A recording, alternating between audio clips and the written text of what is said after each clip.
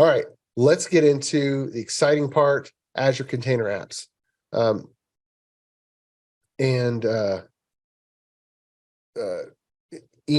made a comment. Interesting on your graphic of all the good stuff that database storage doesn't appear.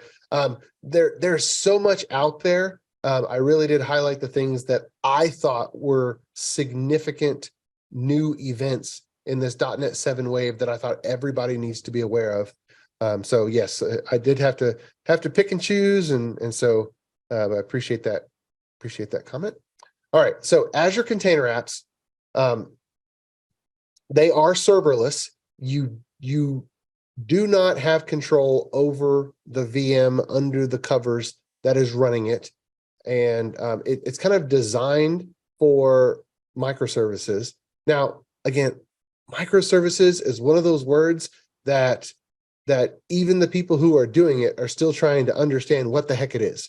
When we really talk about microservices, we're really just saying, you know what, I'm intentionally going to break up my application architecture into multiple things that are running in production instead of running all of it in the same process and then just scaling all of it together. So instead of running every single web service and every single web screen in the same application running in app server and then just giving it more instances, instead we're going to say, you know what, I'm going to take a group of these web services and I'm going to actually run them in an application of their own. And I'm going to take this web application with these screens and put it in another one. And I'm going to take this these queue handlers, and I'm going to put these queue handlers in their own little application, and they're just going to sit there as a worker service, and they're going to listen for a queue, and they're going to process all the messages that come in on that queue. And when you do that, then you can analyze the CPU and the memory usage of all of them independently, and you can scale each one of them independently.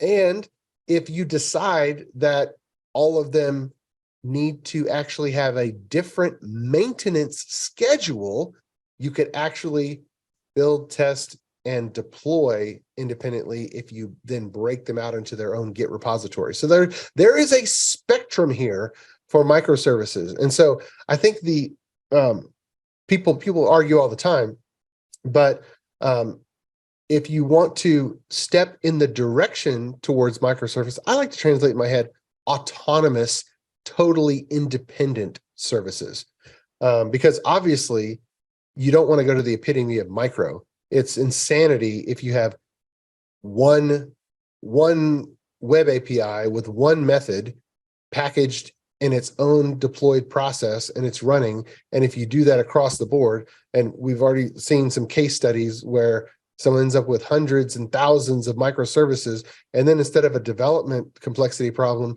you just translate all of that to build, deploy, and operations complexity. And it's a nightmare on the operations side.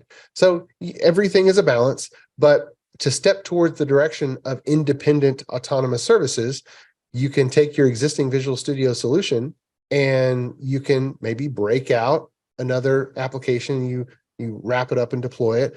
And then you realize, you know what, one of these really does want to be deployed on an independent schedule. Let's take that particular thing and let's sprout it over into its own Git repository. Because only when you have your own Git repository for something with your own DevOps pipeline of builds, automated tests, release candidate packaging, progression through pre-production environments, and then into production, only when you have all of that do you truly have an autonomous, independent service or application.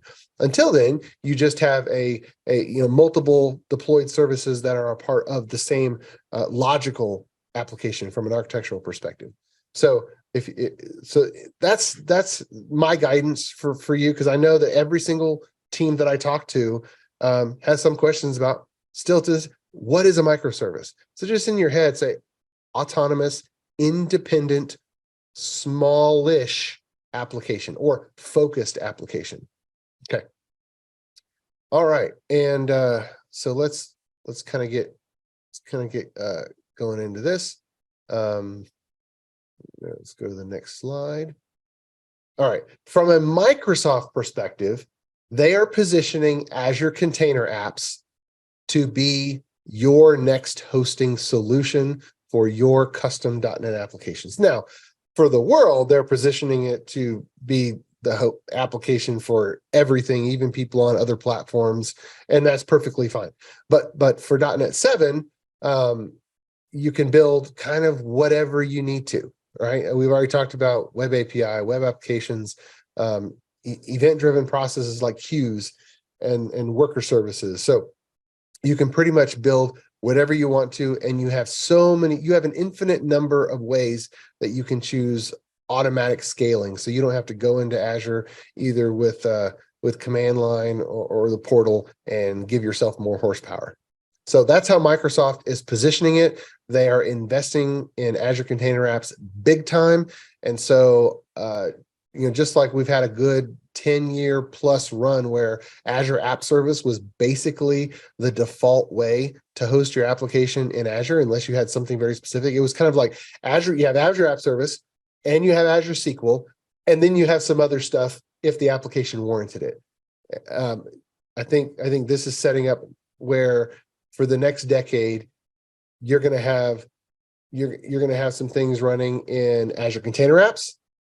Then you're going to have Azure SQL, and then you're going to have some other stuff, whether Azure Storage, Files, Tables, Azure Service Bus, SignalR Service, and in my opinion, some of the things where it was really tempting to deploy as Azure Functions may be simpler deploying it as an Azure as a container app instead. I think the dust needs to settle on that until we really understand what things with container apps still are better as a function and which things are better just as a container app. So, but anyway, the way that Microsoft is investing in this and the proven success of the Kubernetes model, this is probably sets us up for the next decade of the normal way to deploy applications. And so some of you are saying, oh, I don't want a new normal way. I'm comfortable with the way I have it. Well, again, if you're leading a software engineering team,